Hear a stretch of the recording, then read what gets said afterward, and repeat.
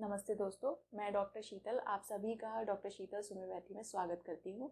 आज हम inner work की इम्पोर्टेंस को समझेंगे एक एक्सपेरिमेंट के ज़रिए। चलिए समझते हैं कि कैसे करना है। जैसे कि आप देख रहे हैं ये ग्लास, इसमें मड है।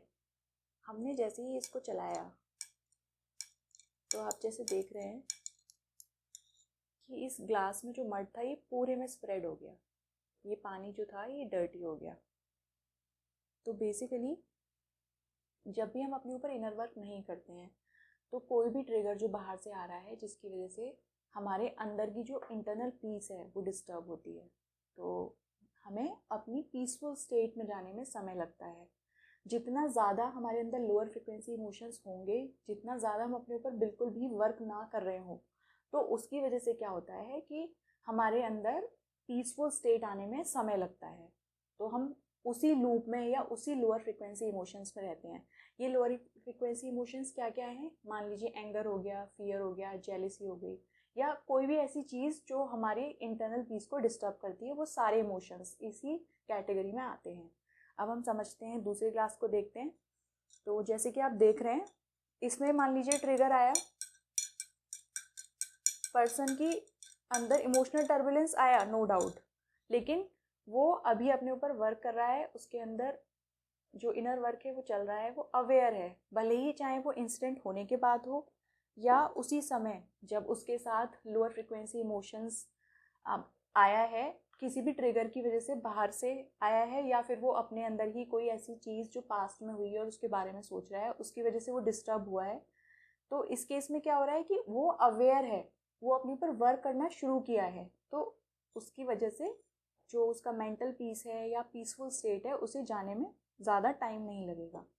वहीं तीसरी तरफ हमारा ग्लास देखें तो यहाँ पे भी ट्रिगर आया है हमारा, पर क्योंकि यहाँ पे लोअर फ्रिक्वेंसी इमोशंस पे वर्क चल रहा है या हो चुका है और वो उसकी इंटरनल पीस बनी हुई है, तो उसकी वजह से जो ट्रिगर आएगा वहाँ पे भी इमोशंस होंगे, नो डाउट, लेकिन कहीं ना कहीं जो पीसफुल स्टेट है उसे आने में ज़्यादा टाइम नहीं लगेगा, क्योंकि हम यहाँ पे इनर वर्क कर रहे हैं।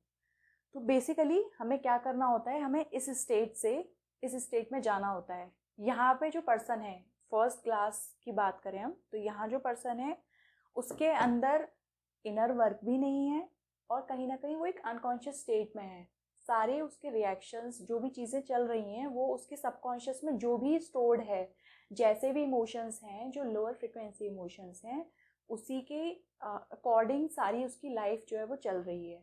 लेकिन हमें इनर वर्क करते हुए जब हम अपने ऊपर वर्क करते हैं तो उसकी वजह से क्या होता है कि हमारी जो पीसफुल स्टेट है, या फिर हम बेसिकली अवेयर हो जाते हैं अपनी लोअर फ्रिक्वेंसी इमोशंस के लिए जब भी हम अपने ऊपर इनर वर्क करते हैं। और तीसरे केस में क्या है कि हम ऑलरेडी इनर वर्क में काफ़ी आगे निकल गए हैं, हमारी प्रोग्रेस चल रही है, तो उसकी वजह से जो भी ट्रिगर्स आते हैं हम उसको फील करते हैं, पर हम उसमें स्टक नहीं रहते। तो हमें कोशिश करनी चाहिए, इसीलिए इनर वर्क की बहुत इंपॉर्टेंस होती है। हमें अपने ऊपर काम करते रहना चाहिए, हमें अपने लोअर फ्रिक्वेंसी इमोशंस के लिए अवेयर रहना चाहिए ताकि हम उन्हें चेंज कर सकें और अपने आप को हम फर्स्ट स्टेट से ये जो हमारी थर्ड स्टेट है यहाँ तक ला सकें। तो अभी हमने इनर वर्क की बात तो कर ली कि हमें फर्स्ट स्टेट से थर्ड स्टेट में जाना है, पर ये होगा कैसे?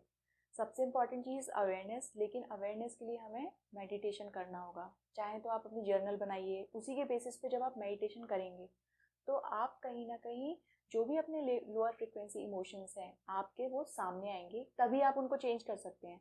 हमें कोई भी अपने अंदर का इमोशनल पैटर्न चेंज करना है तो पहले हमें उसके लिए अवेयर होना होता है, और अवेयरनेस में आपकी मेडिटेशन हेल्प करता है।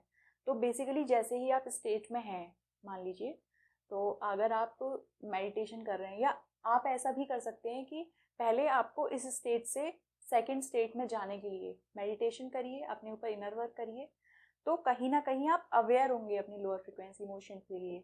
और मेडिटेशन करते हुए, अवेयर होते हुए आप अपने पैटर्न्स को देखेंगे। जब आप उनको देखेंगे तो आप पाएंगे कि कहाँ से आ रहा है वो। बेसिकली जो रिएक्शन होता है हमारा, वो कहीं ना कहीं ठीक है, एक्सटर्नल स्टिमुलस आया, उसकी वजह से हम ट्रिगर हुए, हमारे अंदर एक लोअर फ्रिक्वेंसी इमोशन जनरेट हुआ, लेकिन वो हमारे अंदर की कोई ना कोई ऐसी अनरिजॉल्व्ड चीज़ होती है जिससे कि वो आ रहा होता है। तो हम जब मेडिटेशन करते हैं तो हम इन चीज़ों को समझते हैं। जैसे कि एक अनियन होता है, उसमें बहुत सारी लेयर्स होती हैं। हम जब एक एक लेयर को खोलते हैं तो हम पाते हैं कि हमारे अंदर का जो मेन कॉज है वो कुछ और ही होता है। तो हमें मेडिटेशन इस चीज़ में हेल्प करता है। अब जैसे ही हम इस स्टेट में पहुंच गए, सेकेंड स्टेट में, वहाँ पे हमारे अंदर अवेयरनेस आ गई, अब हम अपने ऊपर काम करना स्टार्ट कर दिए हैं। तो हम जैसे जैसे मेडिटेशन में जाएंगे वैसे वैसे हम अपनी लोअर फ्रिक्वेंसी इमोशंस को बेसिकली, अगर हमारे अंदर 10 इमोशंस हैं तो हम पहले उनको 5 करेंगे। अब उसके लिए अवेयर हैं, हम अपनी सिचुएशंस को समझ पा रहे हैं कि मैं कैसे मेरे पैटर्न्स मेरी लाइफ को बना रहे हैं। तो हम जब जब मेडिटेशन करेंगे तो वैसे वैसे हम अपनी लोअर फ्रिक्वेंसी इमोशंस में और डीप जाएंगे, हम अपने सबकॉन्शियस तक पहुंचेंगे। फिर जब हम इस स्टेट पे आ जाएंगे तो हमें कहीं ना कहीं जो भी इमोशंस चल रहे हैं या जो भी हमारा ट्रिगर आया है, हम उस चीज़ में स्टक नहीं होंगे, हम उस चीज़ पे वर्क कर रहे होंगे। तो मेडिटेशन करते रहिए, इनर वर्क करते रहिए और हमारे चैनल के साथ बने रहिए। ऐसे ही बहुत सारे आपको मैं सीरीज़ लेके आऊँगी आपके साथ, या बहुत सारे टॉपिक्स लेके आऊँगी जिससे कि आप अपने क्लोज आ पाएंगे और इनर वर्क अच्छे से कर पाएंगे। Thank you so much for joining us. मिलते हैं नेक्स्ट वीडियो में। आपका बहुत बहुत धन्यवाद।